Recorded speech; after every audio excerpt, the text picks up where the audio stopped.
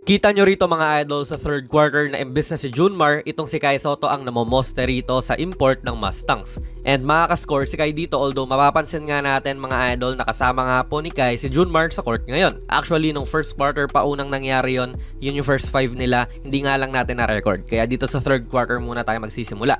So twin tower combo to para sa Gilas na bibihira natin makita ngayong modernong basketball. And ayan nga, since ang tumatao ngayon kay Junmar ay itong dambuhalang si Sam Deguara na 7'6" ang height, alam niyang immovable object to, so nag-step out na lang siya para mas may espasyo si Kai na mag-operate dito sa kanan. Noticeable din mga idol na sinadya ni Coach Tim yung ganitong play para kay Kai dahil unang-unang play to ng third quarter, sabay wala siyang kasama rito sa kanan.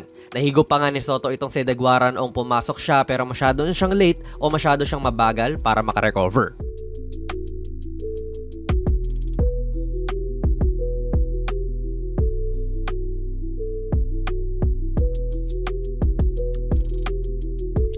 Tignan nyo rito mga idol, naka-zone defense din kasi itong Mustangs at pinahirapan nila ang Gilas na basagin to lalong-lalo na noong second quarter. Pero mukhang ang ginawa nila Coach Tim talaga ay inilayo si Deguara sa paint para mas madaling maka-operate ang bigs nila. Tignan nyo, si Junmar ngayon ay sinusubukang isil yung tao dito sa ilalim dahil si Deguara ay medyo malayo sa kanya. At si Kai naman ngayon ang nasa labas para syempre maganda at balansyado ang spacing. Nakatalikod kasi si Papa Dwight kaya hindi niya nakita yon. Pero kahit noong sumubok umatake si Brownlee, patuloy pa rin po ang pagsisil ni Junmar kontra sa player na kakayanin niya. Ewan ko na lang mga idol kung magiging epektibo rin to kontra sa Latvia or Georgia kasi for sure mas malalaki yung mga nandyan ngayon kay Fajardo kung ikukumpara mo dito sa Taiwan. Pero ang punto nga ay yung match-up na kaya ni Junmar. Si Deguara hindi niya mapapagalaw yan at itong local ng Taiwan, matik kaya niya.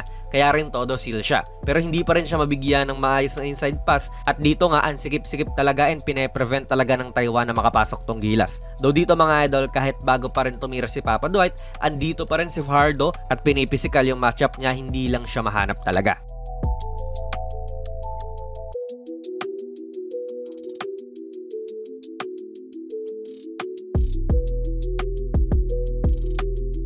Kung gusto mo pa ng mga videos katulad nito, baka pwede kang mag-subscribe idol, palike na rin po ng ating video, nakakatulong to sa build up ng channel natin. Dito rin kita nyo si Kai na sumusubok pumoste at si Fajardo ay may ibang ginagawa pero nasa labas naman siya. Yan yung inside out combo ng Twin Towers na to mga idol para syempre hindi sila nagsasardina sa loob. Pasensya na sa quality no, pero ayan, since iniisip nga rin po ng Taiwan na poste to kay Kai, hindi na nila talaga na depensahan ng drive ni Brownlee kaya nag-open up to sa libreng push shot para kay Junmar. Napahelp si Deguara dun.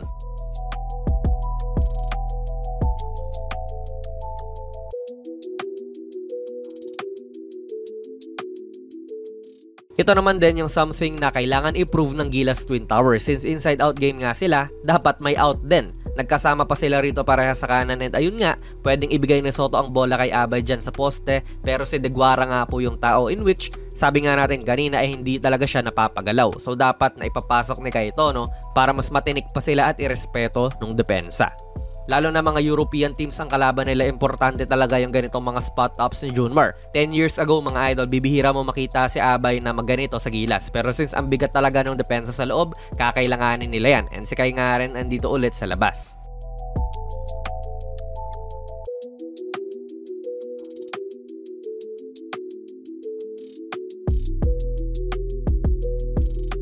May napansin tayo rito mga idol sa depensa naman. Andyan pa rin sina Junmar pati Kai at si Kai nga napatapat dito kay McCarthy bigla. So sa OQT pwede at pwedeng mangyari yan at dapat handa sila sa ganito. Concerning ang perimeter defense kung ganitong dalawang slow bigs talaga ang isasalta mo. Nascreenan lang ni Deguara tong si Kai at wala na, anluwag na ng space ni McCarthy. Paano na lang kung si Zagars na to na lead guard ng Latvia, di ba? Sa Georgia naman, what if si Thad McFadden to? Import siya nung bansa na yon. Hamon yan sa mga big man natin.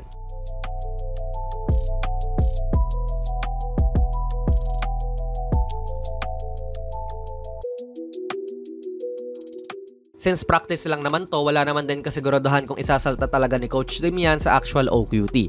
Kaya nga practice kasi tinetesting nga nila if papalag ba. Offensively, may nakikita tayong potential lalo na kung mag-click ang perimeter jumper si Abay, pati ni Kai. Pero match-up wise kasi ang lalaki ng Latvia, mas malalaki yung Georgia. Kaya hindi natin masasabi if may madodomina ba sila doon. Pero hindi naman natin sinasabi rin na hindi nila kaya. Defensively, pwede silang pagka-interesa ng mga matitinik na gwardiya nga ng kalaban at mabubutasan sila sa depensa.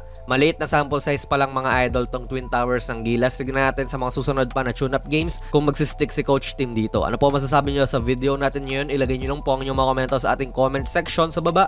Plug na rin natin ang ating unang-unang merch mga idol. Ako ang nag-design nitong mala vintage na Kobe shirt. $6.89 lang yan at ayan po ang nilalaman kapag bumili ka. PM lang kayo sa ating Facebook page. Pwede rin kayo mag-check out sa TikTok shop. Kung nagustuhan nyo po ang ating video ay pipindot na lang idol ng like button, mag-subscribe ka na rin sa ating channel at ako nga pala si Jonas PB and as always, hanggang sa muli.